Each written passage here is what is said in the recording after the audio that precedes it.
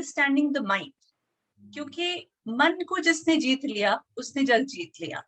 और self mastery ही करने हम यहाँ आए हैं। हालांकि हमें पता नहीं है, और काश मैं सोचती कि ईश्वर एक टैग लगा के भेज देते कि you are here on this earth in this incarnation for self mastery. But in my life experiences and all of us we learn somehow कि हमने अल्टीमेटली सेल्फ को मास्टर करना है। और सेल्फ को मास्टर करने का जो फर्स्ट स्टेप है वो माइंड को मास्टर करने से होकर निकलता है। तो आज के इस टॉपिक में हम बात करेंगे सेल्फ मास्टरी के। Doctor Ranjan, everything is visible? Doctor, Yes. That's great. Okay, Yes, let me just start. तो कॉन्सेप्ट सारे पुराने हैं, मैंने इसकी रचना नहीं की, बट और मैं टीचर भी नहीं हूँ। But in life I realized के एक ही टॉपिक को पढ़ाने के बहुत सारे ढंग हो सकते हैं। और मुझे याद है एक ही टॉपिक कोई टीचर पढ़ाता था तो उसको इंटरेस्ट आता था और समझ आता था आधी क्लास को, बाकी की आधी क्लास को वही टॉपिक किसी और टीचर के माध्यम से समझ आता था। तो हर कोई परसीव करने का ढंग हर एक का अलग है, पढ़ाने का ढंग अलग है। कंसेप्ट्स वो है, कंसेप्ट्स का निर्माण मैं नहीं कर सकती, वो तो हमारे वेदों में उपनिषदों में सब कुछ ऑलरेडी स्क्रिप्चर्स में है। तो लेट अस स्टार्ट।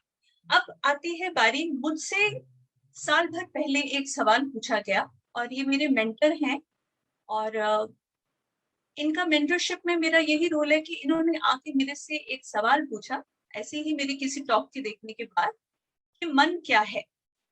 तो वी थिंक इन इंग्लिश, हमारा इंग्लिश मीडियम में मेरा एजुकेशन हुआ है, तो मैंने मन को माइंड से कोरिलेट किया। और जो मुझे माइंड के बारे में पता था कि it is emotional body, there is this, these are thoughts, there are feelings, there is perception, तो मैंने वो सारी जो डिटेल्स थी वो उनको व्हाट्सएप के ऊपर लिख के भेज दी, जो मुझे लगा कि मुझे माइंड के बारे में पता है। तो उन्होंने मुझसे दोबारा क्वेश्चन किया कि मन क्या है। तो I did not know the difference, मुझे तो पता ही नहीं था कि फर्क है भी।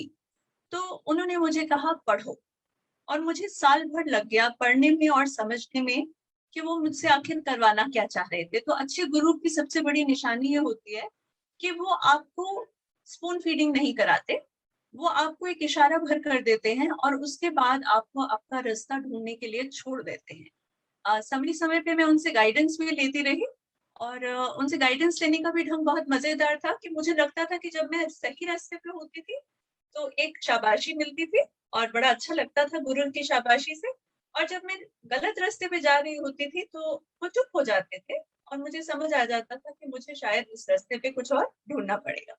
तो अब हम बात करते हैं मन की। अब मन में क्या है? हम मनुष्य हैं, मनुष्य मन से बना है, और हम मनुष्य हैं तो हम कहते हैं मनुष्य की योनि बहुत मुश्किल से मिलती है। और मन के बारे में पढ़ना इसलिए बहुत जरूरी है क्योंकि हमें इस समय मनुष्य योनि मिली हुई है, और मनुष्य में मन के माध्यम से ही हमने परमात्मा को साधना है। तो mind is the entity which is required to contemplate God. और श्री कृष्ण गीता में कहते हैं इंद्रियों में मन छठी इंद्री है। अगर आप लोगों ने गीता पढ़ी है, जो हम सब ने काफी कहीं ना सुनी है, पढ़ी है, तो इंद्रियों में मन को छठी इंद्री का दर्जा दिया गया है। और फिर वही बात कहूंगी, जिसने मन जीत लिया उसने जग जीत लिया। तो अगर सेल्फ मास्टरी हमने करनी है, सेल्फ को पहचानना भर भी है, तो हमें मन के रास्ते से होकर निकलना पड़ेगा। तो आज के टॉपिक का ये है इंट्रोडक्शन। अब अगर मैं आपसे बात करूं what are the functions of the mind, तो मुझसे जब ये सवाल पूछा गया तो मैंने इसको कहा the functions of the mind as you can see on the screen are thinking, feeling, imagination, visualization, reasoning, logic, analyzing, judgment, memorizing and reproducing those memories. छोटे छोटे एक दो फंक्शंस और होंगे, I might have missed, but अगर मैं मोटे मोटे तौर पे कहूँ तो ये सारे मन के फंक्शंस हैं। तो जब मैंने सोचा कि ये मन के फंक्शंस हैं, तो मेरे मन में पहला सवाल आया कि then what is the difference between the mind and the brain? We are students of science. We have studied the brain, we have dissected it. We know that there are different parts of the brain and different parts of the brain have different functions.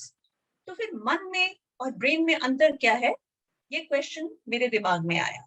And when I studied further, there was a very reasonable difference between the mind and the brain.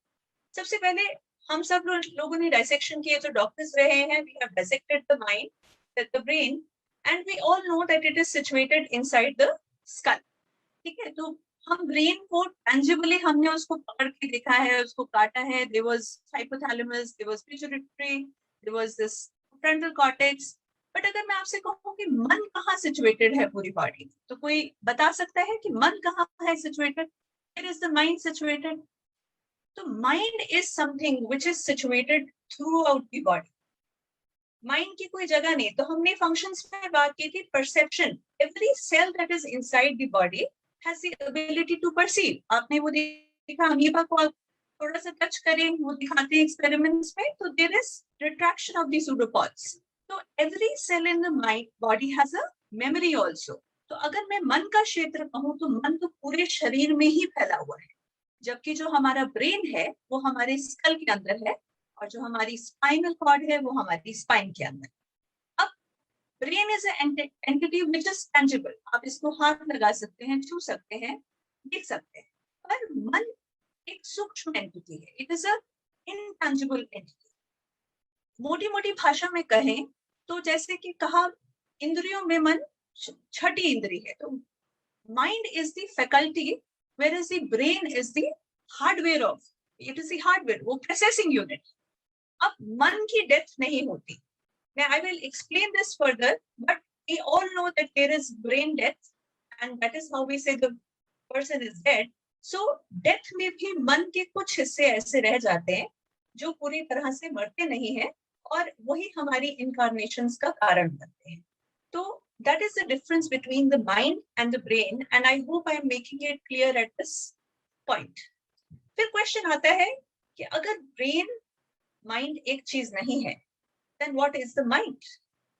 तो जो हमारी western systems हैं, जो western philosophies हैं, वो mind के इस question को उस तरह से एड्रेस नहीं करती. बट जो हमारी हिंदू फिलॉसफी है, that gives a beautiful explanation of what the mind is. Now the mind is an interface between the tangible and intangible. अगर आप अपनी आंखें बंद करें तो आप देखेंगे कि आपके भीतर भी कुछ है जो घटित हो रहा है. सब कुछ बाहर से बंद कर दें, हम अपनी सेंसेस बंद कर दें, तो भी there is something which is happening inside, जिसको हम छू नहीं सकते, जिसको मैं ये नहीं कह सकती कि मैं आंखों से देख रही हूँ या मैं कानों से सुन रही हूँ. तो माइंड एक तरह का इंटरफेस है between the tangible and the intangible. अगर आप स्क्रीन पे फोटो पिक्चर को देख पा रहे हैं, तो I have shown the mind in between the matter and the soul. अगर आप देखेंगे तो कलर का सीक्वेंस भी मैंने थोड़ा थोड़ा अलग रखा है. अगर सोल का कलर देखें तो it is a lighter shade. It is a lighter shade. Why? Because soul is a very high frequency entity, और जितना फ्रीक्वेंसी हाई रहता है उसका मटेरियल वर्ल्ड में मैनिफेस्टेशन उतना कम रहता है. Mind slightly darker colour. It is entity which is slightly lower frequency than the soul. और मैटर जो हमें सारा दिखता है, पेड़ पौधे, आपके सामने का टेबल, आपका लैपटॉप, ये सारा मैटर है. और मैटर क्योंकि लो डेंसिटी होता है, इलेक्ट्रॉन्स की स्पीड बहुत कम होती है, तो ये हमें मैनिफेस्टेड दिखता है. हमारी आंखों से, हमारे कानों से हम देख पा रहे हैं, छू पा रहे हैं, ये मैनिफेस्टेड रहता है. तो माइंड की जो पोजीशन है, ये सोल और मैटर के बीच की पोजीशन रहती है. It is lesser vibration than the soul but higher vibration than the matter. तो इस वजह से हमारे माइंड को हम केवल महसूस कर सकते हैं. We can not touch the mind, we can not see the mind. It is an interface between the soul and the matter, the tangible and the intangible. अब आती है बारी कि what is the importance of understanding? क्यों जरूरत है हमें कि हम अपने माइंड को अंडरस्टैंड करें. और कई बार मुझे लगता है कि ये लेसन काश मुझे स्कूल में पढ़ाया होता, जो हमें इतना सब कुछ बता रहे थे. क्योंकि जो भी हम एजुकेशन ले रहे हैं उसका मेन पर्पस यही था कि हम अपने आप को मास्टर कर पाए और हम अपनी लाइफ के क्रिएटर्स बन पाए. तो वो क्रिएशन तो तभी होगा जब क्रिएशन कॉन्शियस होगा. प्रॉब्लम क्या है कि आधी से अधिक जो क्रिएशन है वो अनकॉन्शियस इन नेचर है, सबकॉन्शियस इन नेचर है, इसलिए बहुत अच्छी क्रिएशन हम नहीं कर पाते. तो it is important to understand the mind, because as within so without, as above so below. तो आप देखें कि जो भी चीज इस संसार में पैदा हुई है या हमें दिखाई दे रही है, वो सबसे पहले हमारे माइंड में उपजती है. उसका थॉट, उसकी डिजायर सबसे पहले माइंड में आती है। अगर हमारे आसपास पीस है, प्रोस्पेरिटी है, तो कहीं ना कहीं हमने उसको as a thought, as a desire रखा था। अगर ये यूक्रेन और रशिया का वॉर हो रहा है, it is not born over one day, it is something that was born in the minds of human beings. It has sustained, that conflict has been there in the minds for long, and now we are seeing the visible manifestation of that conflict. तो संसार में जो भी चीज है जो आपके आसपास आप देख पा रहे हैं, उसको मटेरियल वर्ल्ड में आने से पहले वो कभी ना कभी इनटैंजिबल था, कभी ना कभी थॉट या डिजायर के रूप में माइंड में था, और अब वो मैनिफेस्टेड है। अब आप कहेंगे कि वॉर कोई क्यों मैनिफेस्ट करेगा? हम क्यों नहीं अपने आसपास खुशियां मैनिफेस्ट कर लेते? हम क्यों नहीं अपने आसपास पीस मैनिफेस्ट कर लेते? तो कारण ये है कि more than 90% of the manifestation that is taking place in the world is either subconscious or unconscious. Consciously कोई भी हम में से नहीं चाहता कि हम वॉर क्रिएट करें, कॉन्शियसली कोई भी नहीं चाहता कि कंफ्लिक्ट क्रिएट करें। Everybody wants peace in life, everybody wants harmony, everybody wants abundance. But the problem is, since we are not aware of our minds, what we are creating is coming from an unconscious perspective. Second, it is very important to understand the mind, क्योंकि higher consciousness, जैसे हम कहते हैं ना, मैं परमात्मा की खोज में, हम में से अधिकतर लोग परमात्मा की खोज में हैं, और ये खोज की इच्छा का भी जो जन्म है वो हमारे माइंड में होता है। इसलिए हम कहते हैं कि 84 लाख योनियों के बाद मनुष्य की योनि मिलती है, और ये बहुत अनमोल है। मैं पहले सोचती थी ये क्या इतनी स्पीशीज की बात, कि हम क्यों कहते हैं कि हम 84 लाख योनियों के बाद मनुष्य जन्म मिला है और ये बहुत अनमोल है, क्योंकि मनुष्य मन से जन्मा हुआ, जिसके पास मन है, and the desire to know God, to serve God, or to understand the higher consciousness takes place in the mind. So it is very, very important to cultivate your mind, to understand your mind. और finally, हालांकि एक बहुत बड़ा paradox है कि परमात्मा को जानने की इच्छा का जन्म मन के अंदर होता है, पर परमात्मा को जानने के लिए मन के पार जाना बहुत जरूरी है। डॉक्टर संदीप और डॉक्टर रंजन, हम कितने टेक्स्ट पढ़ते हैं और सभी में होता है कि मन के पार जाइए, मन के पार जाइए, तभी परमात्मा मिलेंगे। पर आप अगर मन को समझ ही नहीं पाएंगे तो उसके पार जाएंगे कैसे? पार जाने के लिए आपको पता तो होना चाहिए कि आप क्रॉस क्या कर रहे हैं बीच में। So that is why it is very, very important to understand the mind, because in order to achieve higher states of consciousness, you have to forego the lower states of consciousness. You have to forego the mind to reach a purer consciousness. जो final बात, हम पैसा इकट्ठा करते हैं, रुतबा इकट्ठा करते हैं, धन अर्जित करते हैं, समाज में एक पोजीशन अर्जित करते हैं, तो कहते हैं खाली हाथ आए थे और खाली हाथ जाना है। पर हमारा माइंड, उसका एक पोर्शन हमारे साथ जाता है। हमारी इनकारनेशंस का कॉज ही हमारा माइंड है। तो जब जाना ही नहीं है कुछ साथ, तो क्यों ना हम उस चीज में इन्वेस्ट करें जिसने हमारे साथ जाना है। I had to study about this. हम 3 तरह के शरीरों की बात करते हैं। एक है ग्रॉस बॉडी, जिसको हम कहते हैं स्थूल शरीर, जो खाता पीता हमारी जितने भी चीजें हैं, वो ब्रीदिंग, ईटिंग, जो प्राइमरी फंक्शंस है, वो ग्रॉस बॉडी से या स्थूल शरीर से होते हैं। हमारा सेकंड शरीर जो होता है उसको हम कहते हैं सूक्ष्म शरीर, जिसमें हमारी इंद्रियां होती हैं, द सटल बॉडी, उसमें हमारी बॉडीली फंक्शंस होते हैं। और जो थर्ड जिस शरीर की बात हम करते हैं उसको हम कहते हैं द कॉजल बॉडी, कारण शरीर। अब इसको कारण शरीर हम इसलिए कहते हैं क्योंकि ये हमारी रीइंकार्नेशन का, बार बार हमारी इस धरती पे आने का कारण बन। अब कारण क्या है? वो स्मृतियां, वो इम्प्रेशंस, वो संस्कार, वो कार्मिक बैलेंसेस इम्बैलेंसेस, ये जो है सोल की एंटिटी के साथ जाते हैं और ये हमारी बार बार रीइंकार्नेशन का कारण बनते हैं। तो जब कुछ साथ नहीं जाना, हमारी स्मृतियां, हमारे इम्प्रेशंस, हमारे संस्कार ही आगे जाएंगे, तो और भी जरूरी बन जाता है कि हम माइंड को अंडरस्टैंड करें, क्योंकि इसी में इन्वेस्ट करने के माध्यम से ही हम आगे अपनी स्पिरिचुअल जर्नी में बढ़ सकते हैं, और भी कुछ भी हमारे साथ नहीं जा पाएगा। तो इसके साथ मैं आपको इंट्रोड्यूस कर चुकी हूँ कि टॉपिक मन क्या है और मन के बारे में जानना जरूरी क्यों है। तो आइए अब अंडरस्टैंड करते हैं what are the various components of the mind. I'm trying to be as scientific, as research based as possible, but ये topics बहुत abstract हैं, तो I would want you to stay with me and try to grasp what all information I'm trying to deliver. So, as I said, Western philosophy puts the word mind and then it adds emotional body, mental body. But हमारा जो Hindu philosophy है इसमें बहुत ही beautifully mind के या मन के components समझा रखे हैं. तो मोटे तौर पे मन के 4 कंपोनेंट्स हैं, मनस, बुद्धि, अहंकार और चित्त. तो अभी मुझे लगता है कि आपको लग रहा होगा कि डॉक्टर आरती तो कुछ प्रवचन टाइप्स करने लग गई, but I am trying to be as scientific as objective about this. तो मन के 4 कंपोनेंट्स हैं, मनस, बुद्धि, अहंकार और चित्त. हर पर्टिकुलर कंपोनेंट का एक पर्टिकुलर फंक्शन है. तो हमारा जो मनस है वो हमारा थिंकिंग माइंड है, जहाँ पे हमारे विचार आते हैं और जाते हैं. जो बुद्धि है उसको हम इंटेलेक्ट कहते हैं इंग्लिश में, जहाँ पे डिसीजन मेकिंग का प्रोसेस होता है, दैट इज द बुद्धि. अहंकार हमारी सेल्फ आइडेंटिटी है, हमारी ईगो. ईगो हम कहते हैं बुरी है. Ego is just what I think I am. मैं अपने बारे में क्या सोचती हूँ, मैं क्या हूँ. तो हमारा क्वेश्चन है हु एम आई.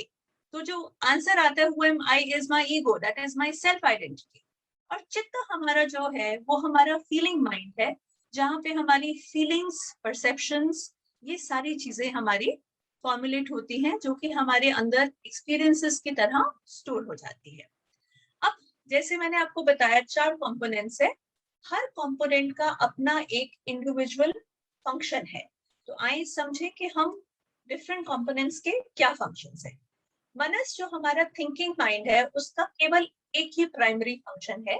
उसका फंक्शन है आइदर टू डिजायर और टू अनडिजायर. उसमें इच्छा जन्म लेती है, अब मैंने ये करना है, नहीं मैं ये नहीं करूँ. बस मनस का केवल हमारे अंदर इतना ही रोल है कि इच्छा का जन्म होना और इच्छा को नहीं मैं ये नहीं करूंगी, मैं दूसरा काम करूंगी. तो आप देखेंगे हमारे मन में निरंतर एक के बाद इच्छाएं आती रहती हैं, जाती रहती हैं. तो मनस का role is just to desire and to undesire. अब बुद्धि का क्या रोल है. Buddhi is the decision making body.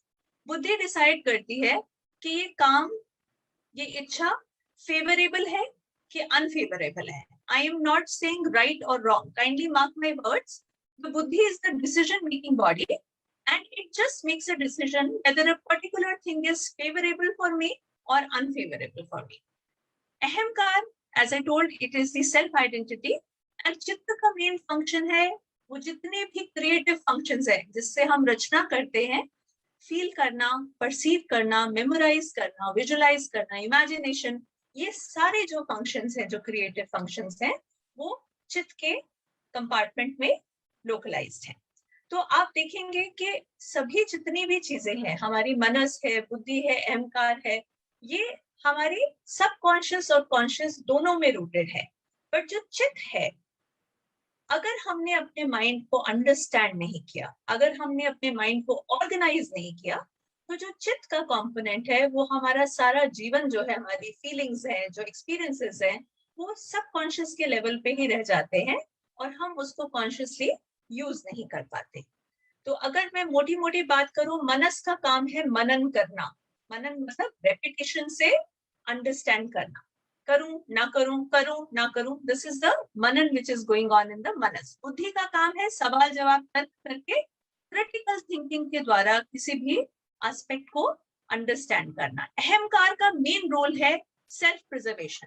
उसने सेल्फ की एक डेफिनेशन बना दी. मान लीजिए मैंने सोचा कि मैं मेरी इंद्रियां हूं, तो इंद्रियों का आनंद कहीं डिस्टर्ब ना हो जाए, तो it will try to preserve the senses. अगर मैं सोच लेती हूँ कि मैं एक एनालिटिकल बीइंग हूँ, मैं बुद्धिजीवी हूँ, तो बुद्धि से उपजने वाले जो भी चीज है, मैं अब मेरा ईगो मेरी बुद्धि में बेस्ड होगा और मैं उस सेल्फ की इमेज को प्रोटेक्ट करने के लिए हर चीज करूंगी.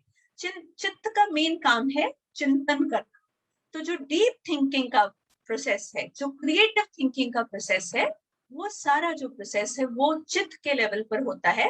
तो चारों जो प्रोसेसेस हैं वो बिल्कुल अलग हैं, अपने आप में बिल्कुल भिन्न है, बट माइंड इन चारों चीजों के इंटीग्रेटिव फॉर्म को ही कहा जाता है.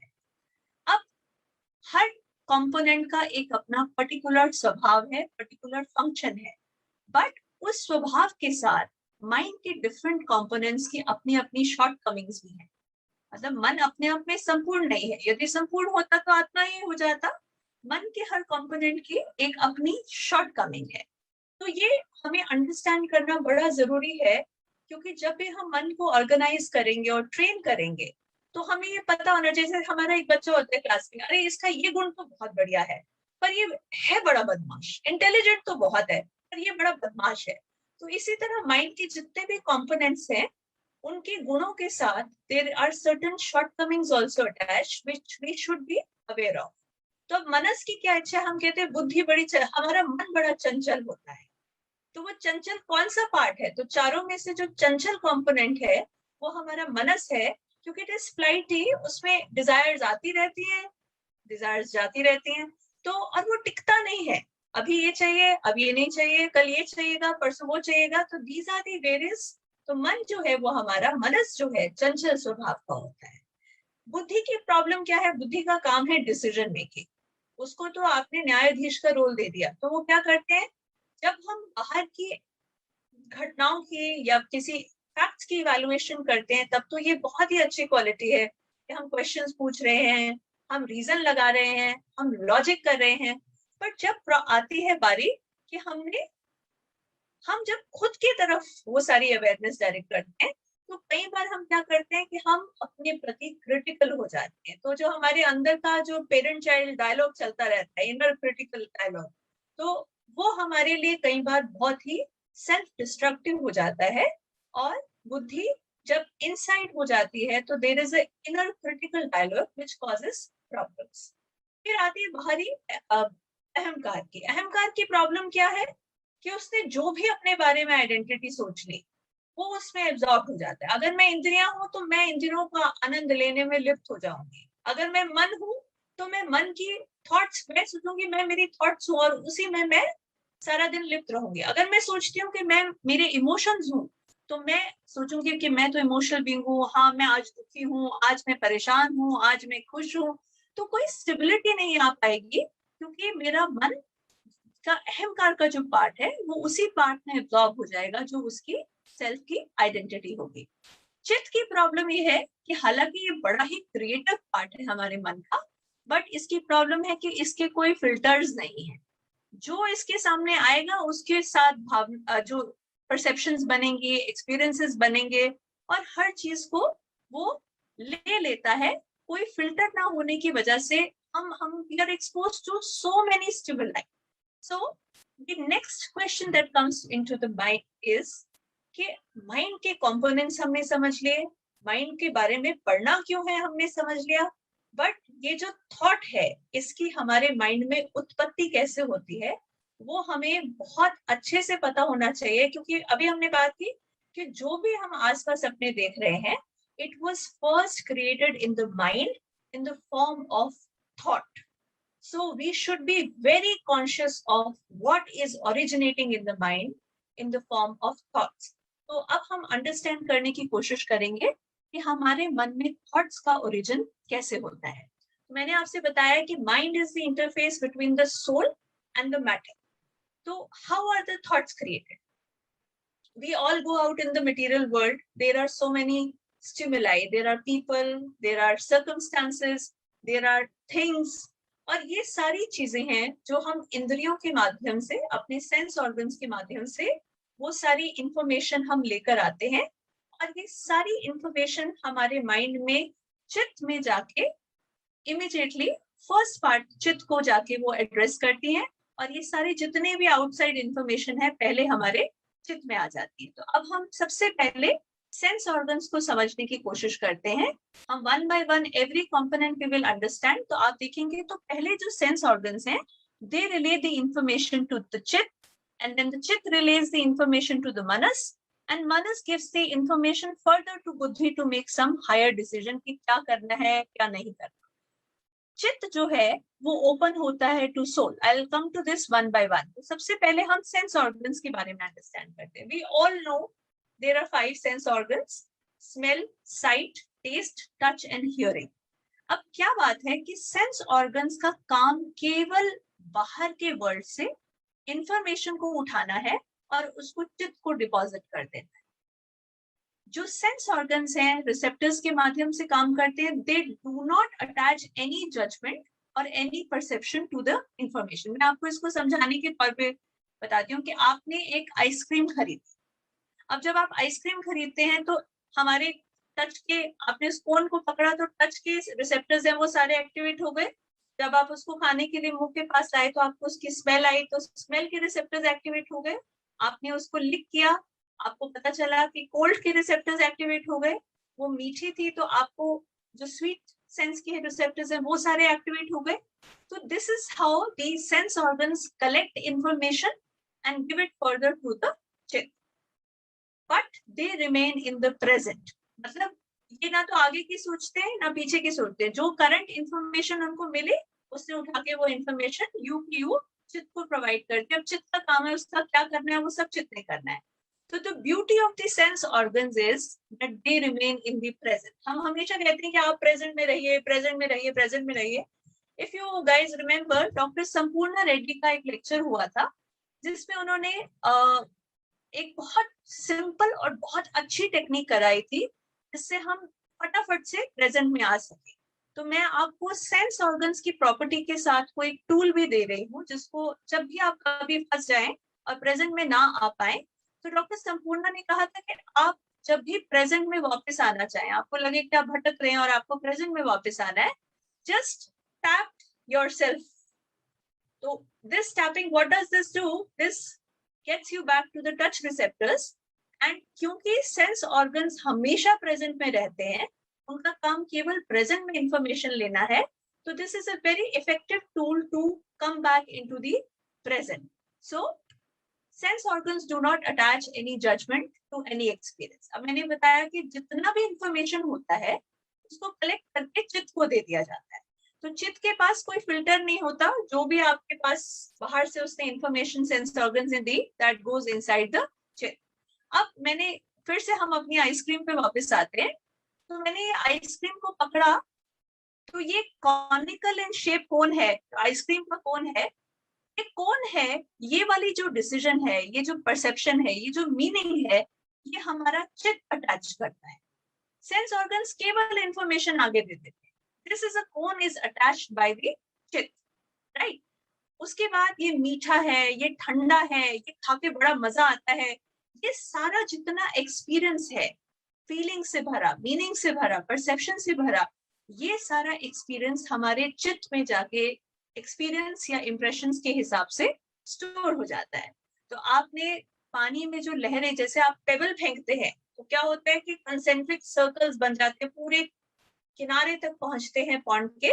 तो जब भी हम कोई पेबल फेंकते हैं, मतलब कोई भी एक्सटर्नल स्टिमुलस हमारे अंदर आता है, तो that goes inside the chitta and spreads as energetic waveforms. It goes and spreads as energetic waveforms, और ये ही energetic waveforms मनस में प्रोजेक्ट होती हैं थॉट्स और डिजायर्स के फॉर्म में। तो आप समझ रहे हैं कि थॉट्स का उत्पत्ति कैसे होती है। The origin comes from external stimuli, goes into the chit and then is projected onto the manas as thoughts and desires. अब चित्त की बहुत ब्यूटीफुल क्वालिटी है कि जितना मेमोरी, जो हम कहते हैं ना कि हमारे मन के पास मेमोरी होती है या पास्ट में भी रह सकता है, तो चित्त के पास प्रेजेंट और पास्ट दोनों मेमोरीज होती हैं, including memories of the previous life times, जिसको हम संस्कार कहते हैं कि भाई संस्कार है, ये तो हमारे पुराने संस्कार हैं, ये हमारा प्रारब्ध है जो हमारे पास है। तो वो सारा हमारा संस्कार, जो हमारा एनर्जेटिक बैलेंस है, कहाँ स्टोर्ड है, वो हमारे प्रीवियस लाइफ टाइम्स की मेमोरी वो चित्त के अंदर स्टोर्ड है। और जब भी बाहर से कोई भी एक्सटर्नल स्टिमुलस आता है, तो वो पॉन्ड में जैसे पेबल्स आप फेंकते हैं और तरंगे उठती हैं, तो वो तरंगे उठती हैं और वो हमारे थॉट्स में कन्वर्ट हो जाती है, एनर्जेटिक वेवफॉर्म्स। तो अब चित्त पे जो भी तरंगे उठी, उसका प्रोजेक्शन चित्त मनस के ऊपर लाकर कर देता है, और साथ ही साथ चित्त की बहुत अच्छी क्वालिटी ये है कि ये सोल से इंफॉर्मेशन लेने के लिए भी फ्री है। तो पहला सर्किट तो केवल मन में था, सेंस ऑर्गन्स चित्त को लाके इंफॉर्मेशन देते हैं, बट चित्त is open to the soul. जो भी उसने एक्सपीरियंस किया वो सोल को भी बताता है कि आज ये चीज एक्सपीरियंस हुई है, मैं अभी वर्तमान में ये एक्सपीरियंस कर रहा हूँ। और it is open from the soul to take guidance. तो क्या है, चित्त टू फेस इंटरफेस है, बाहर की इंफॉर्मेशन अंदर और अंदर की इंफॉर्मेशन माइंड के लेवल पे। तो इस वजह से चित्त जो है प्रेजेंट पास्ट और फ्यूचर दोनों में तीनों में एग्जिस्ट करता है। अब आप देखते हैं कि पहली बार तो मैंने बताया कि हमने आइसक्रीम खाई, अगली बार क्या होता है, बच्चे देखेंगे छोटे छोटे, जैसे ही घंटी बजती है आइसक्रीम वाले की, उनको आइसक्रीम देखने की भी जरूरत नहीं है, उनके मुंह में पहले ही पानी आ रहा है, क्योंकि चित्त के अंदर वो ऑलरेडी एक बहुत ही प्लेजरेबल एक्सपीरियंस की तरह स्टोर्ड है। तो वो भागे भागे अपना गाड़ी के पीछे जाएंगे कि भैया मुझको ये फ्लेवर की दो, वो फ्लेवर की दो। Why? Because that information is already present as an experience inside the chitta. तो जो चित्त है बिना देखे आइसक्रीम को जो फ्यूचर में मिलने वाली है उसको भी पहले ही क्रिएट कर लेता है। तो जो चित्त है it can exist in the past, in the present and also in the future. यही हमारा क्रिएटिव माइंड है। तो जब सोल से गाइडेंस आना होता है, तो सोल से जो गाइडेंस आता है वो कैसे आता है, इंट्यूशन के रूप में हमारे पास आता है। तो चित्त इंफॉर्मेशन सोल से इंट्यूशन के रूप में ले सकता है, और इसका it has the quality of deep thinking. ये गहन चिंतन कर सकता है, किसी भी प्रॉब्लम की तह तक जा सकता है। तो जो चिंतन की एबिलिटी है वो भी चित्त के पास है। अब क्या है, ये एनर्जेटिक थॉट फॉर्म जो है वो मनस पे जाता है। तो मनस की क्या क्वालिटीज है हमारे अंदर? मनस वो जगह है जहां का प्रिंसिपल फंक्शन है, क्या ये करना है, क्या ये मेरी इच्छा है, डू आई डिजायर दिस और डोंट आई डिजायर दिस। तो मनस का फंक्शन है डिजायर करना और डिजायर को तोड़ देना। इसका अपना कोई और रोल नहीं, एक तरह का प्रोजेक्टर स्क्रीन है जिसपे सारी एनर्जेटिक वेव फॉर्म्स जाती हैं। इसी वजह से, क्योंकि चित्त का कोई फिल्टर नहीं है, तो इसलिए मनस का भी कोई फिल्टर नहीं है, और नित नए आइडियाज चंचलता के साथ मनस पर आते रहते हैं। उसके बाद आती है बुद्धि। अब बुद्धि कैसे काम करती है? बुद्धि को इंफॉर्मेशन मनस देता है, भाई मेरे मन में ये विचार आया, इसको करूं कि ना करूं, और करना है कि नहीं करना, उसका जो जवाब है वो हमारी बुद्धि के माध्यम से आता है। नाउ द बुद्धि is the seat of critical thinking, कि लॉजिक लगाएगी, सारे फैक्ट्स को असेस करेगी, आपकी ईगो को असेस करेगी और फिर बताएगी कि कोई काम करना है कि नहीं करना। Now the principal function of the buddhi और the intellect is making the decision. और ये डिसीजन किस हिसाब से बनाता है, whether a thought is profitable और नॉट। प्लीज मैं इसको आपको मार्क करने को कह रही हूँ, एक बार जो मैं कह रही हूँ उसको नोट करें। बुद्धि ये नहीं बताती कि ये सही है कि गलत है, बुद्धि ये बताती है कि इसको करने में मेरा फायदा है कि नुकसान है। तो ये बहुत एक अहम बात है, जिस डिफरेंस को आपने यहाँ पे अंडरस्टैंड करना है, कि principal function of the buddhi is to make a decision and decide whether a particular thought is profitable or it is not profitable. तो अब इससे आते हैं कि बुद्धि आखिर अपना ये डिसीजन बनाती कैसे? सबसे पहले जो भी उसके पास इंफॉर्मेशन सेंस ऑर्गन्स या चित्त या मनस के माध्यम से आई, वो सारी इंफॉर्मेशन को कलेक्ट कर लेती है। फिर वो सोचती है कि मेरी ईगो की आइडेंटिटी क्या है, मेरी ईगो को प्रिजर्व करने के लिए मेरे लिए फेवरेबल इंफॉर्मेशन क्या होगी। तो इसलिए बुद्धि अपना डिसीजन दो बेसिक फंक्शंस पर बनाती है। पहले तो क्या उसके पास इंफॉर्मेशन अवेलेबल है, सेकंड उसका मेन होता है कि भाई मेरी ईगो क्या कहती है। अगर भाई सपोज मुझे आइसक्रीम खानी है और मैं सोचती हूँ कि मैं तो मेरी इंद्रियां, ये जो है मजे, वो कहते हैं ना आज खा लो, खा पी के मजे कर लो, मरना तो सबको है, कुछ लोग कहेंगे तो खा पी कर मरो, वो इंद्रियों में है। तो बुद्धि क्या कहेगी? बुद्धि सोचे कि मैं तो इंद्रियां हूँ, आइसक्रीम खाने से मजा आएगा तो मैं आइसक्रीम ही खा लेती हूँ क्योंकि मैं मेरी इंद्रियां हूँ। फिर अगर कोई मन में है, वो कहेगा नहीं नहीं यार मुझे तो डायबिटीज है, डॉक्टर ने मना किया था, तो फैक्ट है कि भाई मीठा खाने से डायबिटीज बढ़ेगी, तो वो सोचेगा नहीं नहीं ये मेरे लिए फेवरेबल नहीं होगा। तो बुद्धि कहेगी no no don't eat the ice cream, ये खाना तुम्हारे लिए ठीक नहीं है। तो थर्ड चीज आती है कि हमारी अहंकार, हमारी ईगो क्या है। ईगो, हम कहते हैं ईगो खराब है, ईगो से बचो, ईगो से दूर हो। ईगो बेसिकली कुछ भी नहीं है। ईगो हमारे बारे में क्या धारणा है, हमारी सेल्फ की क्या आइडेंटिटी है, दैट इज आवर ईगो। अब सपोज मैं सोचती हूँ कि मैं तो मेरी सेंसेस हूँ, तो मैं सोचूंगी कि I am a sensual being, जो भी है मेरी सेंसेस है, अंदर बाहर और कुछ भी नहीं है, जो है जो मैं देख रही हूँ, अच्छा देखूं, अच्छा पहनूं, अच्छा ओढ़ूं, अच्छा खाऊं, अच्छा सुनूं, अपनी सेंसेस को प्लेजर दूं, that is my life purpose. अगर मैं सोचती हूँ मेरा मनस, मेरी थॉट्स वह है, तो जो भी विचार मेरे अंदर आ रहे हैं मुझे लगता है यही सच है, यही मैं हूँ, और मैं इसके, तो मैं क्या करूंगी, कहीं पे कोई शास्त्रार्थ हो रहा है या कहीं पे कोई डिबेट हो रही है, तो मैं मेरे विचारों को, अगर मैं सोचती हूँ मैं बुद्धिजीवी हूँ, तो मैं मेरे इंटेलेक्ट को प्रोटेक्ट करने की कोशिश करूंगी, क्योंकि ईगो का काम सेल्फ की आइडेंटिटी को प्रिजर्व करना है, उसका और कोई रोल नहीं है। अगर मैं सोचती हूँ कि मैं चित्त हूँ, तो चित्त, मैं सोचूंगी जितनी मेरे मन में भावना आ रही है, प्यार है, गुस्सा है, अहंकार है, यही मैं हूँ। तो मेरा अहंकार मेरी भावनाओं में जाके रूटेड हो जाएगा, मुझे लगेगा कि मैं मेरी भावनाएं हूँ, मैं मेरे थॉट्स नहीं हूँ, मैं लॉजिक नहीं हूँ, मैं सेंसेस नहीं हूँ, मैं तो मेरी भावना हूँ। फाइनली जब हम ये सोचते हैं कि नहीं, मैं तो एक आत्मा हूँ, तो हमारा एक डिवाइन, जो हमारा दिव्यत्व है, वो हमें समझ आना शुरू होता है, और हमें समझ आना शुरू होता है कि जो आसपास रचना हो रही है, ये सारे एक्सपीरियंसेस हैं, मैं इन एक्सपीरियंसेस में नहीं हूँ, मैं केवल इन एक्सपीरियंसेस का ऑब्जर्वर हूँ। फिर आपके अंदर एक ऑब्जर्वर का, जिसको हम साक्षी भाव कहते हैं, वो साक्षी भाव आना शुरू हो जाता है। तो अगर हमारी ईगो हमें सोल समझती है, तो हम सारी चीजों को साक्षी भाव से देखना शुरू करते हैं। But let me tell you, it's not a easy job, not easily available, achievable, इसके लिए लोग बहुत साधना करते हैं। पर मैं आपके साथ ये इंफॉर्मेशन शेयर इसलिए कर रही हूँ ताकि आपके पास एक रोड मैप आ जाए, आप अपने मन को अच्छे से समझकर उसको ट्रेनिंग देना शुरू कर सकें।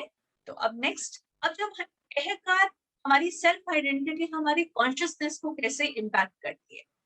अगेन, चाहे मैं सोचूं मैं मेरी सेंसेस हूँ, अगर ईगो सोचती है कि नहीं मैं तो मेरे थॉट्स हूँ, या वो सोचती है मेरा लॉजिक हूँ, ये सारी सेपरेशन कॉन्शियसनेस है।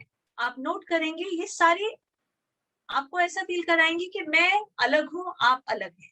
It is only when we come into the soul consciousness, when we become the observer, that we understand कि हम सभी एक हैं, हम सभी souls हैं, जिसको हम unity consciousness कहते हैं, जिसको हम कृष्ण consciousness कहते हैं, वो भाव हमारे अंदर आना शुरू होता है। तो मैंने शुरू में ही कहा था कि मन को पढ़ना इसलिए जरूरी है क्योंकि परमात्मा की अभिलाषा रखते हैं, जो हम, जो डिजायर पैदा होती है, वो हमारे मनस में आती है कि I want to know God. But परमात्मा को समझने के लिए और उसको पाने के लिए हमें मन के पार जाना पड़ता है, हमें अपने सेंसेस से निकलकर, थॉट से निकलकर, इंटेलेक्ट से निकलकर, चित्त से निकलकर सोल के लेवल पर जाना पड़ता है, और ट्रांसेंड करना पड़ता है हायर विजडम को अंडरस्टैंड करने के लिए, और ईश्वर की मर्जी जो हमारी यूनिवर्सल कॉन्शियसनेस है उसको अंडरस्टैंड करने के लिए। तो आई कम बैक, तो मैंने आपसे कहा था कि बुद्धि अपना जो डिसीजन है वो दो चीजों पे बेस्ड बनाती है। पहली बात कि इंफॉर्मेशन क्या प्रेजेंट की गई है, नंबर दो कि मेरी सेल्फ की, मेरी अहंकार, मेरी ईगो की क्या आइडेंटिटी है। बट क्योंकि उसका सोल से कोई कनेक्शन नहीं होता, it does not have any access to the information called intuition, कि हमारे अंदर से क्या भाव आ रहा है, बुद्धि को उससे कोई लेना देना नहीं। और यहीं से फर्क उपजता है, जो हम कहते हैं बुद्धि और विवेक में क्या फर्क है। ये क्वेश्चन जब मैं अपनी स्पिरिचुअल जर्नी पे थी, this is somewhere which I got stuck, क्योंकि एक पॉइंट ऐसा आ गया जब आप फैक्ट्स देखना शुरू करते हैं, लॉजिक्स, क्योंकि हम साइंटिफिक लोग हैं, we try to go by facts, we try to go by logical information. तो buddhi will only give you the decision कि प्रॉफिटेबल क्या है और नॉन प्रॉफिटेबल क्या है, जबकि विवेक आपको सही और गलत का आंकलन करना बताता है। तो जो बुद्धि है वो ईगो बेस्ड है, जबकि जो आपका विवेक है वो सोल बेस्ड होता है, और दोनों चीजों में यही फर्क होता है। तो अगर हमारी कॉन्शियसनेस लोअर लेवल्स पे, अगर मेरा सेल्फ आइडेंटिटी सेंसेस में है या थॉट्स में है या डिजायर्स में है, तो मैं अपने आप को सेपरेट समझूंगी और मैं अपना भला नुकसान देखूंगी, मेरी डिसीजन होगा कि मेरे लिए क्या फायदे का है। पर जब मैं विवेक में आ जाती हूँ, इसका मतलब सोल बेस्ड कॉन्शियसनेस में आ जाती हूँ, तो मैं ये देखती हूँ कि सबका फायदा किसमें है। तो when you are soul based, then your buddhi and your vivek are both aligned, ये दोनों एक ही लाइन में काम कर रहे होते हैं, क्योंकि आप सबके लिए सही क्या है वो सोच रहे होते हैं। और जब आप सेपरेशन कॉन्शियसनेस में होते हैं, तो आप केवल मेरे लिए क्या फायदेमंद है, मेरे लिए क्या प्रॉफिटेबल है, मेरे विचारों के लिए क्या अच्छा है, वो सोच रहे होते हैं। तो दोनों में ये बहुत बार हम लोग जो साधक हैं फंस जाते हैं, जो मिस्टेक्स हैं हम फंस जाते हैं कि what is the difference between बुद्धि एंड विवेक। तो आपको आशीर्वाद देते थे कि आप बुद्धिमान बने, विवेकशील बने। तो ये दोनों बिल्कुल अलग चीजें हैं और हमें दोनों की जरूरत है, बुद्धि की भी और विवेक की भी। After understanding this, the question is how to organize the mind. अब हमने mind क्यों पढ़ना है समझ लिया, mind के different components क्या है, उसके functions क्या है, उसकी shortcomings क्या है, thought कैसे हमारे mind में बनता है, क्या network वो form करता है, क्या उसका flow chart है, हमें सब समझ आ गया। अब आती है बारी कि इस माइंड को ऑर्गेनाइज या इसको ट्रेन कैसे किया जाए। अब I am coming back to what we had visited. मनस का काम है to think and to unthink, बुद्धि का काम है to decide whether it is favourable और not, ahankar is our self identity and chitta is the feeling zone. And you are well, ये आप देख चुके हैं कि थॉट की उपज किस तरह से होती है।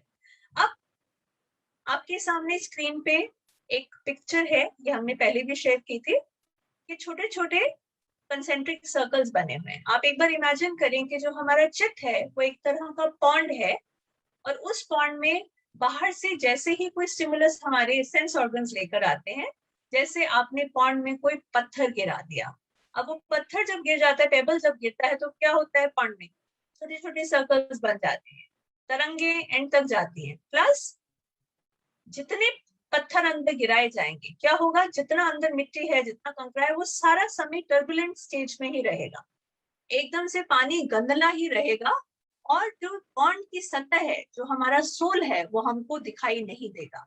तो I am trying to give you analogy कि हमारा माइंड बॉडी सोल कॉम्प्लेक्स कैसे वर्क करता है। तो एक्सटर्नल जितनी भी चीजें आ रही है वो पेबल्स हैं, जितनी भी इंफॉर्मेशन है, जितनी भी स्टिमुलस है। पॉन्ड के अंदर जितने मिट्टी है वो हमारे सारे लिमिटिंग बिलीफ सिस्टम्स हैं, हमारे माइंडसेट्स हैं, हमारे पैटर्न्स हैं। जो सतह है वो सोल की तरह है। तो अगर मैंने सोल को देखना है तो इस पानी को शांत होना बहुत जरूरी है। अगर इसमें लगातार पेबल्स या पत्थर गिरते रहेंगे तो पानी हमेशा एक टर्बुलेंट स्टेज में रहेगा। तो इसको अंडरस्टैंड करें कि हर चीज क्योंकि चित्त के थ्रू होकर जानी है और आत्मा के दर्शन चित्त के माध्यम से होने हैं, तो इसलिए एकाग्र चित्त होना बहुत जरूरी है। मतलब कि पॉन्ड को शांत होना बहुत जरूरी है। मैं अपनी स्पिरिचुअल जर्नी में जहां फंसी खड़ी थी और जहां पे मेरे ये मेंटर ने आके मुझसे मन के बारे में पढ़ने को कहा, I was not ready to discipline myself to meditate, to go into serious discipline. क्योंकि मुझे बहुत सारी चीजें एक्सपीरियंस से वैसे ही मिल गई थी, तो मुझे लगा ऐसे खेलते खेलते बड़े मजे आ रहे हैं लाइफ में और मैं बहुत कुछ ऐसे ही सीख जाऊंगी। But I came to a point where I found that I was not progressing any further, and now my progress was conscious to me. तो मुझे था कि नहीं, मुझे तो आगे बढ़ना है, पर आगे बढ़ने के लिए जो सेल्फ डिसिप्लिन था वो क्यों करना है। तो सब कहते थे मेडिटेट करो, मेडिटेट करो, मेडिटेट करो। हम अपने आसपास सुनते हैं, हम अपने पेशेंट से भी कई बार कहते हैं कि do some meditation, do some relaxing techniques. But वो मेडिटेशन क्यों करना है वो मुझे क्लियर नहीं था। वो मुझे तब क्लियर हो पाया जब मैं इस बात की एनालॉजी को समझ पाई कि हमारा चित्त और हमारा सोल किस तरह से फंक्शन करता है और कैसे हमारे एक्सटर्नल स्टिमुलाई हमारे चित्त में बहुत सारा टर्बुलेंस क्रिएट करते हैं। तो अगर मुझे मन की सुननी है तो मुझे इन टर्बुलेंस में रहना है, पर अगर मुझे आत्मा की सुननी है तो उस आत्मा को सुनने के लिए, देखने के लिए और ये डिफरेंशिएट करने के लिए कि ये मेरी थॉट या डिजायर है या मेरी इंट्यूशन है, इसको फर्क करने के लिए बहुत जरूरी है कि मैं एकाग्रचित हूँ। और उसके लिए जो सबसे अच्छा टूल है वो है मेडिटेशन। तो I question everything in my life.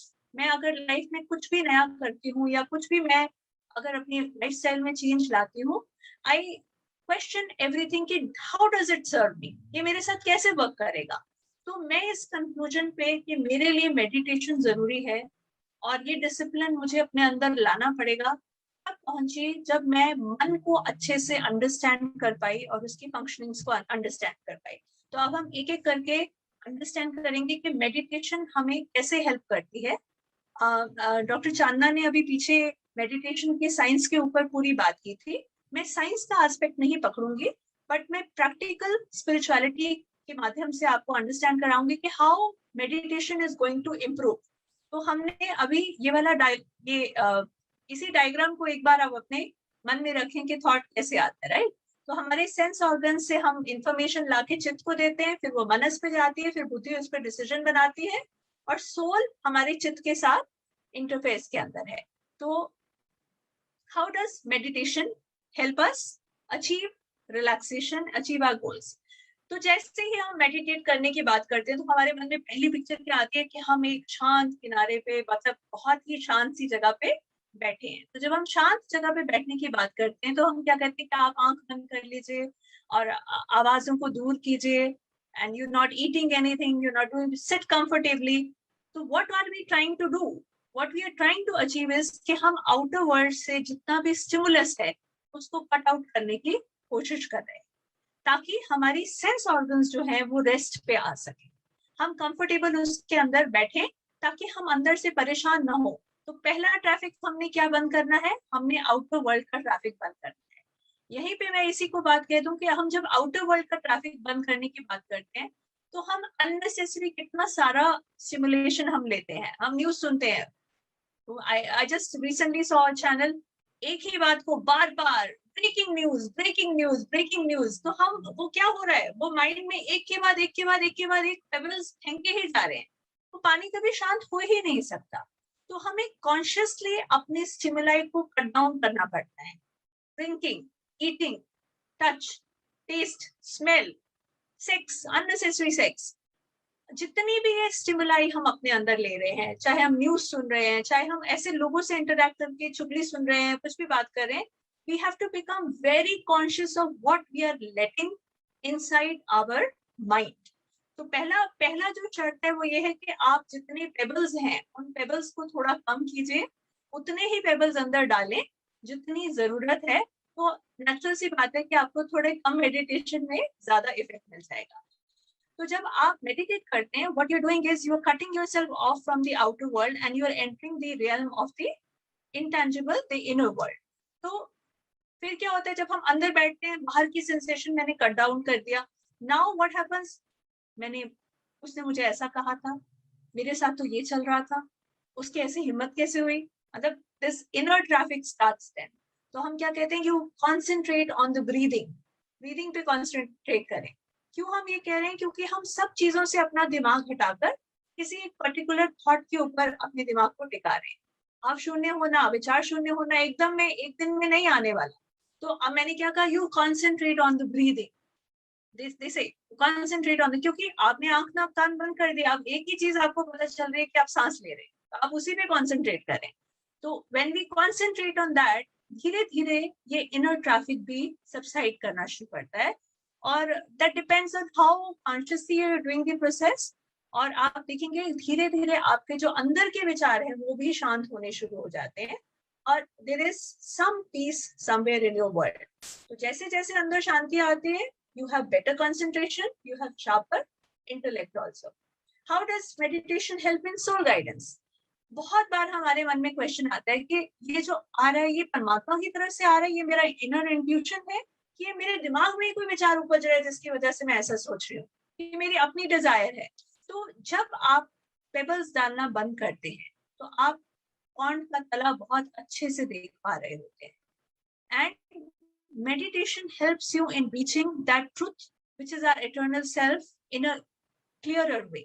You can approach your inner intuition, inner guidance, and धीरे धीरे आपको फर्क दोनों चीजों के बीच का समझ आना शुरू हो जाता है कि सतह पे जो चल रहा है, जो थॉट्स, डिजायर्स हैं, और जो हमारे भीतर से आ रहा है, जो हमारे सोल के लेवल पर आ रहा है, दोनों चीजें बिल्कुल अलग अलग हैं, और दोनों की आवाज अलग से कैसे सुनाई देती है वो आप धीरे धीरे जब मेडिटेट करते हैं, सेल्फ डिसिप्लिन में रहते हैं, तो आपको क्लियर अंडरस्टैंडिंग दोनों के बीच की पता चल जाती है। तो जब आप ये करना शुरू करते हैं और सोल कॉन्शियसनेस में जाना शुरू करते हैं, then you can connect to higher souls, your higher self and other souls. कितनी बार आप देखेंगे कि आज आप सोचेंगे सुबह, आज मैंने ये काम कराना है, सपोज मेरे घर में कारपेंटर का काम कराना था, और आप सोच ही रहे होते हैं, इतने में कारपेंटर का फोन आ जाएगा या प्लम्बर आपकी ऊपर के आ जाएगा, और आप how is this happening? How is this connection going on? Why? Because you have assessed the soul, और souls ने आपस में बात करके उसको अपने आप सेटिंग कर लिया, जिसको हम कहते हैं सुपर कॉन्शियस।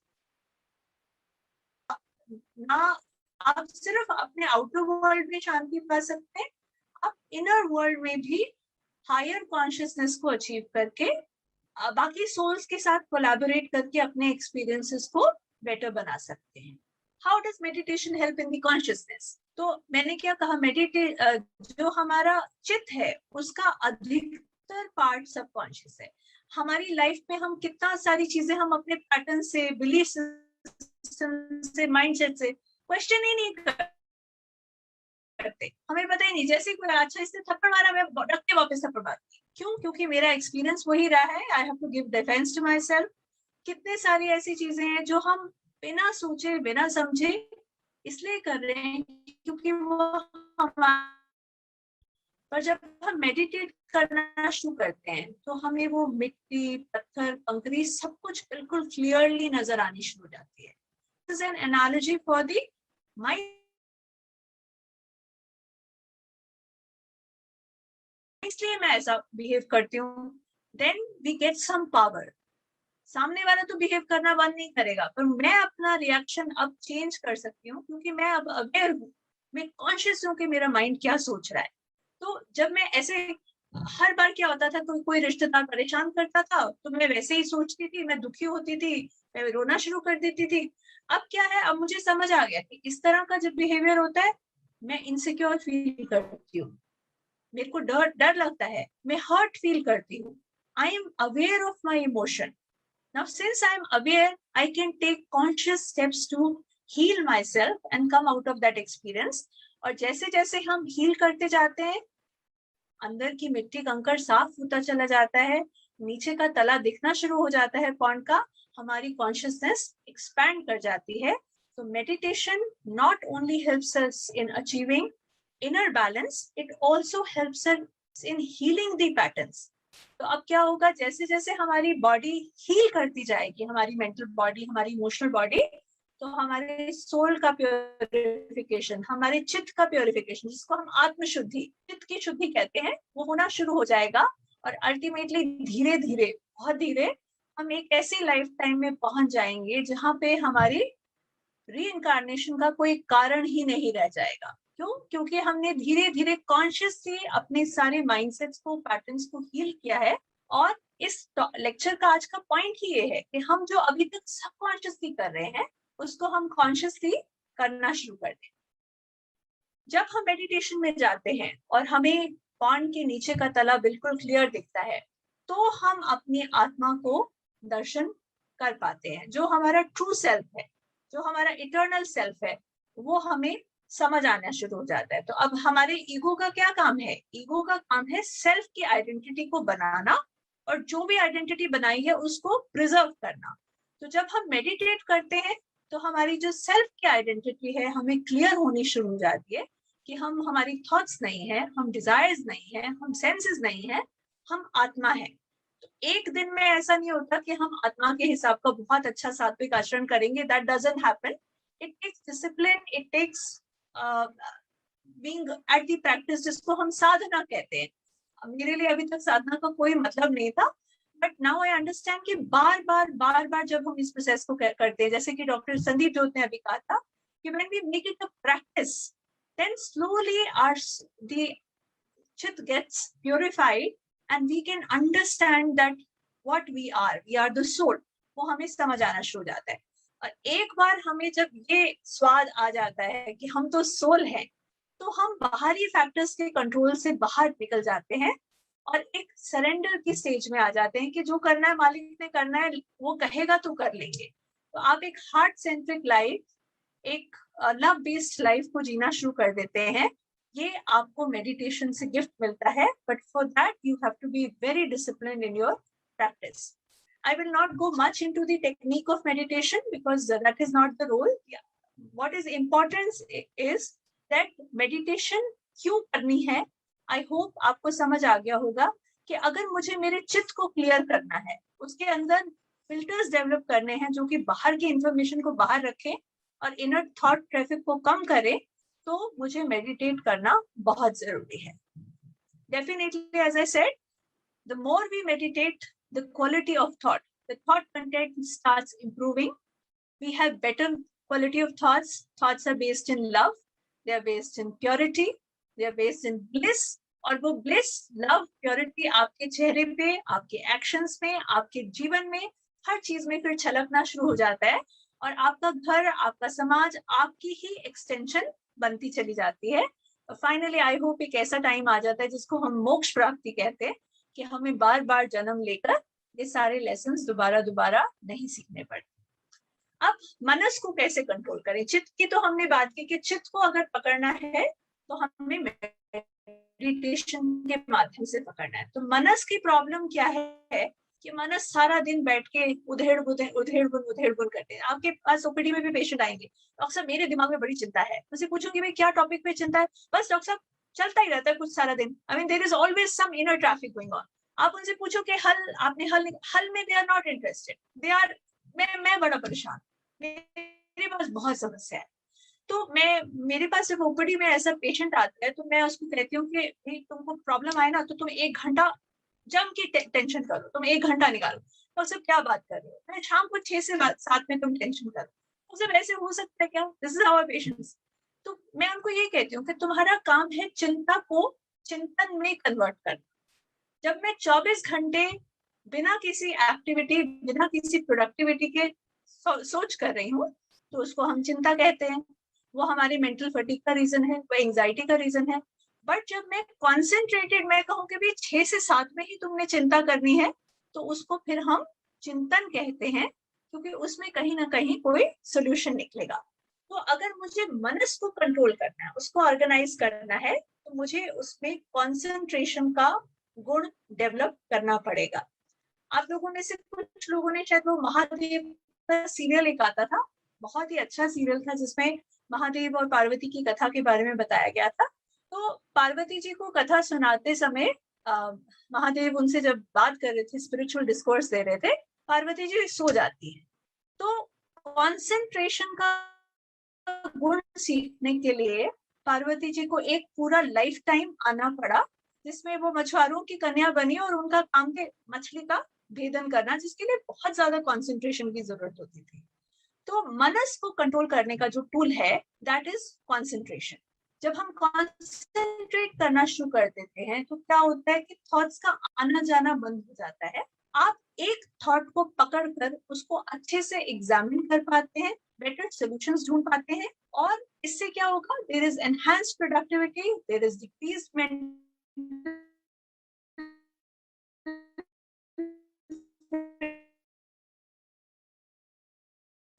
बेटर होती है। तो मनस को अगर आपने कंट्रोल, कंसंट्रेशन और कंसंट्रेशन और मेडिटेट तभी बनेगी जब आप मेडिटेट बार बार करेंगे और कंसंट्रेशन को बेटर बनाएंगे। सेकंड है मनस की क्वालिटी, रेपिटेशन। मैंने कहा मनस का काम मनन करना है, तो ये रेपिटेशन कैसे? जैसे गुरु ने नाम दे दिया, कुछ लोग कहते हैं जी हमें गुरु ने नाम दिया है, तो वो नाम का क्या मतलब है? वो हमारे मनस को कंट्रोल करने की है कि आप माला जप रहे हैं, again this is Manas control.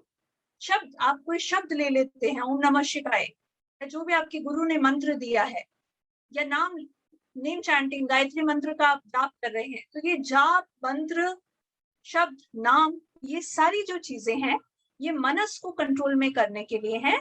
और इसमें जो हम टूल यूज करते हैं वो है रेपिटेशन। तो मनस के 2 टूल्स हैं, रेपिटेशन एंड कॉन्सेंट्रेशन। अब बुद्धि को कैसे कंट्रोल में किया जाए? बुद्धि के लिए सबसे अच्छा जो है, बुद्धि का काम है डिसीजन मेकिंग। डिसीजन मेकिंग तभी इफेक्टिव होगा जब आप क्वेश्चंस पूछेंगे। तो अगर बुद्धि को आपने मास्टर करना है तो the best tool for sharpening the intellect is asking questions. Problem क्या है? हम अपने लाइफ में बहुत सारी ऐसे एस्पेक्ट्स हैं लाइफ के जिसमें हम क्वेश्चन ही नहीं करते।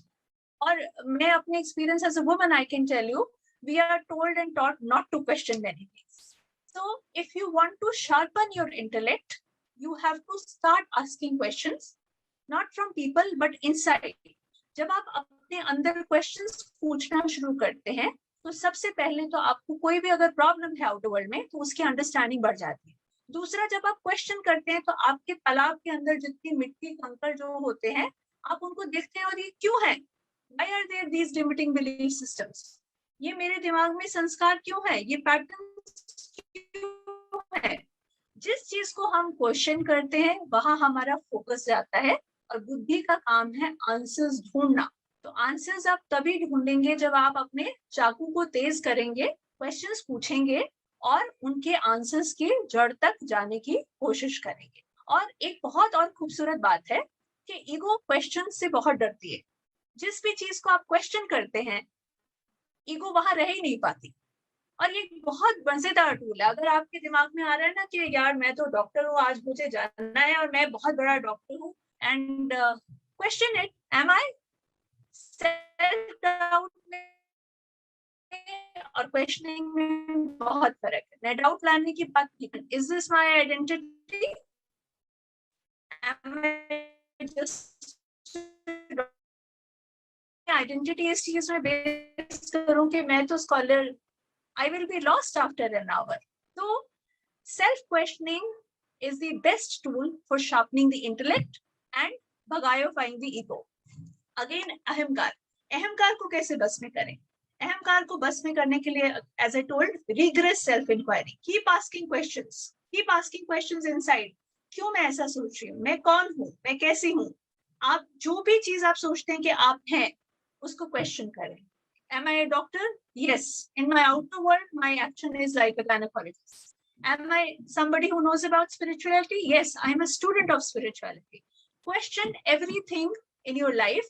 तो जब आप क्वेश्चन करेंगे तो ईगो को कहीं टिकने की जगह नहीं मिलेगी, और जब ईगो को कहीं टिकने की जगह नहीं मिलेगी तो वो वहीं जाके रुकेगी जो उसका सच्चा स्वरूप है, जो कि सोल है। तो धीरे धीरे regress self inquiry and meditation के माध्यम से हम अपनी ईगो की आइडेंटिटी को सोल में जाके बेस कर सकते हैं। तो आप सोचें कि अगर हम सारे सोल समझना खुद को शुरू करें तो क्या होगा। हमारे जितने भी डिसीजंस होंगे वो प्यार से होंगे, पीस से होंगे, सबको इकट्ठा मान के चलते हुए होंगे। तो जब मैं ऐसा डिसीजन लूंगी तो क्या होगा, वो सेपरेशन, जो विरोध है वो खत्म हो जाएगा और मेरे विवेक और बुद्धि दोनों एक साथ फंक्शन करेंगे। क्योंकि जितने भी फैसले हम सोल कॉन्शियसनेस से लेंगे, they will not be right और wrong, favourable and unfavourable, they will be for the unitive collective best. तो that is how we are going to train our ahankar. अब प्रॉब्लम क्या है कि ये वाला ट्रेनिंग सबके पास नहीं है। इस इंफॉर्मेशन को इतना डिफिकल्ट, मतलब मैंने स्टार्ट किया 1 year back, it was difficult for me. मुझे लगता था यार ये इतना सारा वेद पुराण मुझे पढ़ना पड़ेगा, these are not accessible to us. So I am trying to simplify, but you will have to go through this lecture again and again if you really want to organize your mind. तो अहंकार को बस में करने के लिए 2 tools हैं, rigorous self inquiry and meditation. Now what is the take home message from this lecture? अब मैं आपको फाइनल रेसिपी, जो मेरे साल भर की रिसर्च है उसका निचोड़ बता रही हूँ। What is the recipe for self mastery? तो ये डायग्राम से तो अब आप अच्छे से भली भांति परिचित हो गए होंगे कि कैसे हमारे अंदर थॉट्स का सृजन होता है, किस किस डिपार्टमेंट से होकर हर थॉट की फाइल निकलती है और कैसे फाइनल थॉट पे हम एक्शन लेते हैं, या जो भी, इससे भी आप बिल्कुल भली भांति परिचित हो गए हैं। तो मनस को अगर बस में करना है तो कंसंट्रेशन एंड रेपिटेशन, बुद्धि को बस में करना है तो क्रिटिकल थिंकिंग, अहंकार को बस में करना है तो सेल्फ इंक्वायरी और मेडिटेशन, और चित्त दर्शन करने हैं, आत्मदर्शन करने हैं, और सबको बस में करना है तो मेडिटेशन। अब इसको रियल लाइफ में यूज कैसे करना है, मैं डे टू डे लाइफ में how to use this information. Day to day life में मेरी 2 ही अवस्थाएं हैं, या तो मैं जाग रही हूँ या मैं सो रही हूँ। अगर मैं सो रही हूँ तो मुझे, आप देखेंगे एक बहुत बड़ा पॉलिटिशियन या नेता भी सो रहा हो, तो जब वो सो रहा होता है उसके चेहरे पे ना एक बच्चों जैसी इनोसेंस होती है। वो बच्चों जैसी इनोसेंस इसलिए होती है क्योंकि उस समय अहंकार भी सो रहा होता है। अहंकार एक कॉन्शियस एंटिटी है जिसको हम आधा टाइम सबकॉन्शियसली क्रिएट कर रहे हैं, but once we are sleeping हम सो रहे होते हैं तो हमारे को अहंकार की जरूरत नहीं होती, हम जैसे पड़े हैं बिल्कुल वैसे पड़े हैं, ना ही उस समय हमें बुद्धि की जरूरत है। तो सोते समय मनस, बुद्धि और अहंकार का कोई रोल नहीं होता। सोते समय केवल हमारा चित्त एक्टिव रहता है, क्योंकि sense organs are still there. रात को शांति होती है, बट चित्त is open to every information that is coming, and dreams भी जो हमें आते हैं, जो हमें सपने भी आते हैं, वो चित्त के लेवल पे आते हैं, जो कि हमारा सबकॉन्शियस। अब जब हम जाग रहे होते हैं, हमारे सामने दो अवस्थाएं होती है, या तो हमारे मन में कोई प्रश्न या कोई चीज चल रही है, या हमारा मन कुछ भी हमें कोई आंसर्स नहीं ढूंढे। तो सबसे पहला काम आपने ये करना है कि अपनी लाइफ में से पेबल्स को हटाना है। अपने एनवायरनमेंट में जितने एक्स्ट्रा स्टिमुलस है, चाहे वो आपका मोबाइल है, चाहे वो ऐसे लोग हैं, चाहे वो ऐसी परिस्थितियां हैं, चाहे हमारी वो आदतें हैं, जितना एक्सटर्नल स्टिमुलाई है जो कि आपको सर्व नहीं कर रहा, उस पे सबसे पहले कांटा लगाइए। क्योंकि जितने पेबल्स कम होंगे, उतनी तपस्या कम करनी पड़ेगी, उतनी मेडिटेशन कम करनी पड़ेगी, and things will be easier for you. तो पहले ही वो सिलेबस मत पढ़े जिसका आपके पेपर में कोई रोल ही नहीं है। सेकेंड स्टेप इज, जब आप जाग रहे हैं, सपोज मैंने कहा इंद्रियों में मन छठी इंद्री है, इट इज अ फैकल्टी, ये मेरा सबसे सयाना सर्वेंट है। अब सर्वेंट को जब मैंने काम देना होता है तो मैं कहती हूँ ये कर दो, वो कर दो, वो कर दो, राइट। तो जब आप सर्वेंट से काम कराएं तो पूरी कंसंट्रेशन से कराएं, जिसको डॉक्टर संदीप जोत ने बताया था माइंडफुलनेस। जो भी आप कर रहे हैं उसमें टोटली प्रेजेंट रहिए, टोटली कॉन्सेंट्रेटेड रहिए, टोटली माइंडफुल रहिए। और जब आपका वो काम खत्म हो जाए, उसके बाद अपने, जैसे हम सर्वेंट को कहते हैं भैया आप कोने में बैठ जाओ, अब कोने में बैठेगा तो क्या करेगा सर्वेंट, उत्पात मचाएगा। तो हम क्या कहते हैं, भैया ये बटर लो और बटर बैठ के छीलो। सर्वेंट को ऐसा छोटा मोटा काम करा देते, इसकी डस्टिंग करो, इसका मटर छीलो। तो सेम हमने हमारे माइंड के साथ करना है। जब हम वेकिंग स्टेज में हैं और हमें माइंड में कोई थॉट लाना है या हमें कोई सोल्यूशन माइंड, और जो बाकी का समय है उसमें हम माइंड को रेपिटेशन मोड पे डालें। वो कहते हैं हरि नाम, हम किसी एक चीज पे, कोई मंत्र पे या कोई शब्द पे टिक जाए, प्रभु के नाम पे टिक जाए, माला पे टिक जाए। ये बिल्कुल वैसे है जैसे आपने अपने सर्वेंट को मटर छीलने का काम दे दिया, भाई तू खाली बैठा कुछ मत कर, ये ले बैठ के मटर छील। तो this is what you need to do when the mind does not need to be occupied with thoughts. Use the property of repetition, put it into some name. जैसे मैं आजकल ओम नमः शिवाय का जाप कर रही हूँ, मैं शिव में केंद्रित हो रही हूँ, तो आप अपने माइंड को किसी चीज में बांधें, उसका मनन कराएं। बुद्धि के लिए as I said critical thinking है। सेकंड इज चित्त। चित्त को वेकफुल। अब आती है कि जब हम वेकफुल हैं और मेरे माइंड के पास कोई काम नहीं है, तो या तो मैं मनन करूंगी या मैं बैठ के साधना करूंगी। नो थॉट और वन थॉट। मनन तो है एक ही चीज आप बार बार बार बार बार बार कर रहे हैं, सिंगल थॉट को पकड़ लिया और उसके पीछे पड़ गए। मेडिटेशन है जीरो थॉट। तो अपने पूरे दिन में 15 मिनट जरूर आप प्रैक्टिस से निकालें जिसमें आप जीरो थॉट स्टेट को अचीव करने की कोशिश करें। डोंट ट्राई टू अचीव, मतलब just sit and concentrate on your breath, and slowly with time, with experience, with discipline, you will reach a state जहां पे अंदर के भी जो पेबल्स थे कि उसने मुझे ये कह दिया, उसने ऐसा क्यों कह दिया, वो पेबल्स भी धीरे धीरे धीरे करके शांत होने शुरू हो जाएंगे और उसकी वजह से जो उथल पुथल है वो नहीं होगी। अब सेकंड मैंने आपसे कहा कि हमारी सेकंड अवस्था क्या होती है जब हम सो रहे होते हैं। तो ये एक मैं आपको और टिप देना चाहती हूँ। जब हम सो रहे होते हैं, आवर चित्त is open to information, and if you've heard about it, there are subliminal frequencies. आप जब सो रहे होते हैं तो सोते समय आप अपने कमरे में म्यूजिक के माध्यम से, there are certain frequencies which you can put in the music, love frequencies, higher frequencies. तो क्या होता है, जो हमारा चित्त है, क्योंकि ये वाटरी है, इट इज जैसे वाटर की तरंगे है, तो वो तरंगों से इंस्पायर होके सबकॉन्शियस, जब हम कुछ भी नहीं कर रहे, हम सोच भी नहीं रहे, तो वो उन वाइब्रेशंस को कैच करके कॉन्शियसनेस को बढ़ाता है। तो आई रियली होप आप इस सेल्फ मास्टरी की रेसिपी को अपने वेकिंग एंड स्लीपिंग लाइफ में यूज कर पाएंगे और इस प्रैक्टिकल स्पिरिचुअलिटी को यूज कर पाएंगे